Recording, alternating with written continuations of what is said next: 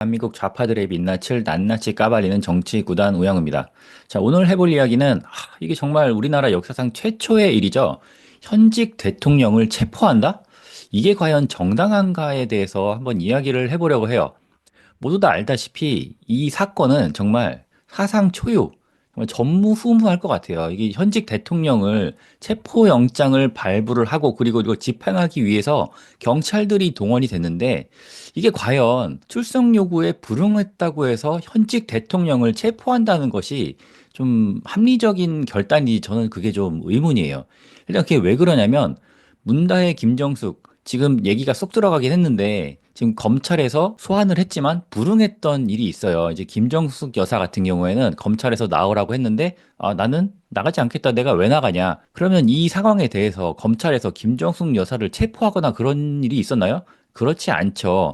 만약에 이런 정도의 인사가 소환에 불응한다고 해서 바로 체포를 하지는 않고 이 조사에 필요한 내용들을 서면을 통해서 조사를 하는 방법이 있거든요.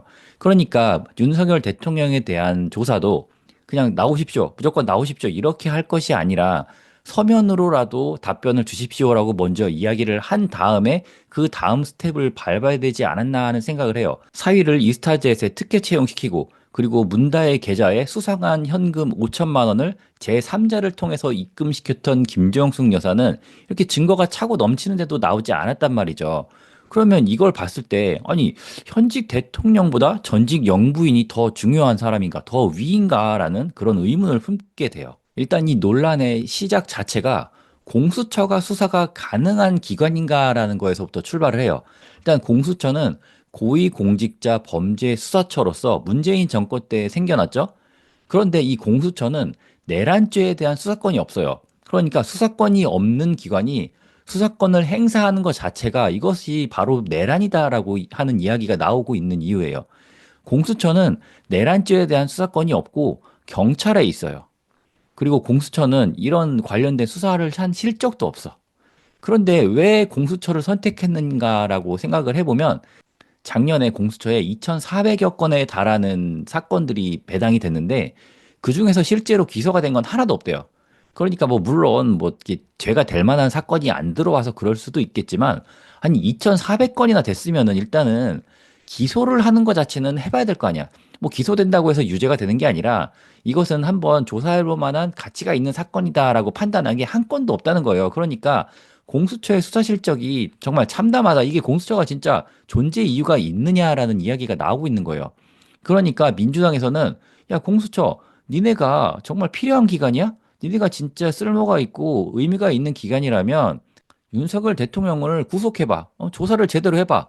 범죄인에게 예우를 하지 마. 내란 수기한테 무슨 예의를 차리냐? 이런 식으로 압박을 하는 거예요. 그러니까 민주당 입장에서는 검찰이나 경찰처럼 수사 체계가 있고 그리고 수사에 대한 그런 경력이 많은 기관에서는 대통령 체포가 불가능하다라고 판단을 내릴 것이기 때문에 실적이 없고 수사권이 약한 공수처를 이용해서 대통령을 흠집내기 위해서 이렇게 움직였다고 보는 시각이 좀 지배적이에요. 그리고 이런 공수처가 어떤 행동을 했느냐? 중앙지법이 아닌 서부지법에 영장을 요청했어요. 요분이 서부지법에서 영장실질심사를 담당하는 판사라고 하는데 요분이 일단은 우리법 연구회라고 하는 좌성향의 모임에 나가는 판사라고 합니다. 그러니까 이 좌성향이니까 아무래도 윤석열 대통령에 대해서는 약간 적대적인 결정을 내릴 수 있겠죠. 그리고 이분이 체포영장을 승인하는 과정에서 형소법은 무시하라라는 월권을 행사했어요. 그러니까 대통령 관저 같은 경우에는 비밀시설이라고 해서 그 비밀시설에 대해서는 압수수색을 할 수 없는 그런 법이 있는데요. 이 판사가 그건 무시하라는 거야.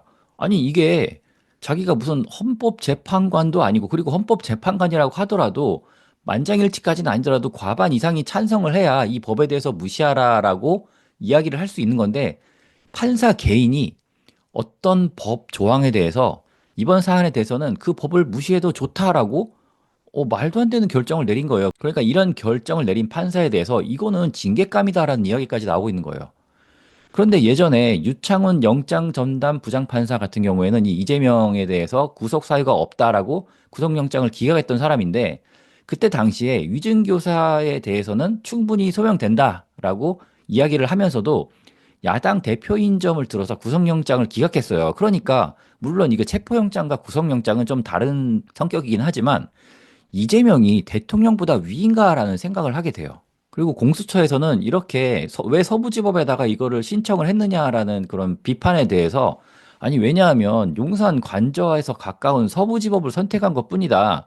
주거지를 고려한 것이다라고 했지만 이 네이버 지도상으로 보면은 이렇게 빠른 길로 갈 경우에 11km 그리고 뭐 이렇게 지름길로 갈 경우에는 8.7km가 나오는데 지금 관저에서 서초동까지는 7.4km밖에 안 된단 말이죠. 거리상으로는 뭐 거의 비슷하고 그리고 차로 이동하는 시간도 거의 비슷해요. 그럼에도 불구하고 왜 서부지법을 선택했느냐라고 한다면 가깝다는 거는 그냥 말도 안 되는 거짓말이고 그쪽에 있는 영장 판사가 승인을 내줄 걸 알았기 때문에 또는 승인을 내줄 것을 기대했기 때문에라고밖에 생각할 수 없는 거예요. 이 논란이 나오는 이유는 공수처에서 담당하는 사건은 중앙지검으로 기소를 하게 돼 있어요. 그러니까 만약에 공수처에서 사건을 요거는 기소하기로 하겠다. 그러면은 중앙지검으로 넘기게 되고 중앙지검에서 처리를 하는 사건에 대해서는 중앙지법에서 판결을 내리게 돼 있어요. 그러니까 거리상으로도 중앙지법이 가깝고 그리고 행정 절차상으로도 중앙지법으로 가야 하는 사건에 대해서 굳이 서부지법으로 넘긴 거죠. 이게 왜 문제가 되냐면 이재명 같은 경우에는 지금 여의도에서 서초동 갔다가 수원지법 갔다가 재판을 여러 개 받고 있잖아요. 그래갖고 이재명이 맨 처음에 뭐라고 했느냐? 수원은 거리가 너무 멀기 때문에 내가 좀 가기가 힘들다. 그러니까 서울 쪽으로 한번 재판을 다 몰아달라라고 요청을 한 적이 있어요. 그런데 법원에서는 그 정도는 갈 수 있다. 왜냐하면 이재명의 집은 인천이고 여의도에서 서초 가는 것도 차가 막히기 때문에 시간상으로는 크게 문제가 없으니 관할 법원인 수원지법에서 성남시 그리고 경기도지사 시절에 재판을 받으시라라고 하는 거예요. 그러니까 이렇게 거리를 고려해서 법원을 선택해 주는 거는 내가 지금 재판을 중앙지법에서 받는데 내가 집이 부산이야. 그러면은 재판 받으려고 부산에서부터 서울까지 올라와야 되는 그런 좀 부조리가 있는 거잖아요. 그런 경우에는 이첩을 시켜줘요. 자기 집에 가깝게. 부산 쪽에서 재판을 받으라. 그런데 같은 서울 안에서 거리가 가깝다는 이유로 뭐 저쪽을 선택했다? 이거는 거리를 고려한 게 아니라 영장이 나올지 안 나올지를 고려했다고밖에 생각할 수 없어요. 그러니까 결국에는 공수처가 판사와 부당거래를 한 것이 아니냐라는 얘기까지 나오고 있어요. 영장이 나올 만한 것으로 고른 것이다. 그렇기 때문에 체포영장 자체가 위법하다는 의견이 나오고 있는 거죠.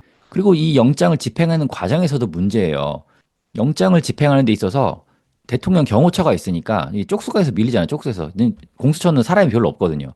그러니까 경찰 기동대를 동원한 거야. 그런데 영장 집행의 주체는 공수처. 공수처는 경찰을 지휘할 수 없어요. 그런데 영장 집행에 경찰 기동대를 동원했다? 이거는 위법이라는 거죠. 제가 대통령을 조사하는 거에 대해서 반대하진 않아요. 저도 계엄은 잘못됐다고 생각을 합니다. 그런데 그 과정에 있어서 하나라도 위법적인 요소가 있어서는 안 돼요. 이게 조사가 대의 명분을 가지려면 법적으로도 완벽한 수사가 돼야 돼요. 그러니까 대통령을 조사하고 싶다면 적법한 절차에 따라서 정말 책 잡힐 일 없이 완벽한 법리를 가지고 수사를 해야지 그냥 되는 대로 땜질식으로 이렇게 하면 국민적인 혼란만 가중된다는 거죠. 근데 이 와중에 이재명은 정말 신나가지고 체포영장 집행 시도에 법은 모두에게 평등한 것. 법이 모두에게 평등한가요? 지금 선거법 관련해서 이재명에게 633 원칙을 지켜서 재판을 진행하라라는 조희대 대법원장의 지시사항이 있었는데도 불구하고 이게 이재명의 선거법 1심이 11월 15일에 나왔잖아. 그러면은 633 원칙을 지킨다 치면 3개월이 지나야 되니까 뭐 적어도 2월 말에는 그 결과가 나와야 될 거 아니에요. 근데 지금 문제가 23일, 1월 23일에서야 지금 2달 만에 재판이 시작이 된다는 거예요. 그러면 이 시점에서 3개월을 더한다면 633 원칙을 지킨다 하더라도 4월 말에 판결이 나온다는 거죠. 그러면 지금 이것만으로도 3개월이 아니라 5개월이 소요될 예정이에요. 그리고 지금 이재명이 하는 그런 행태를 봐서는 중간에 뭔가 또 재판 지연 전략을 쓰게 되면 이것보다 더 늦어질 거라는 거죠. 그러니까 이재명은 법은 모두에게 평등한 거, 대통령도 예외가 없다라고 이야기를 하고 있지만 본인은 거기에 예외를 두고 있어요. 이런 원칙도 다 무시하면서 말도 안 되는 뭐 패문부제니 이사로 주소 불명이니 그런 말도 안 되는 짓을 하면서 재판을 지연시키고 있는데 저는 정말 이재명과 좌파 지지자들한테 묻고 싶습니다. 이재명이 대통령보다 더 위입니까? 우리나라는 이재명이 대통령이에요? 이재명이 최고 권력자입니까? 아니잖아요.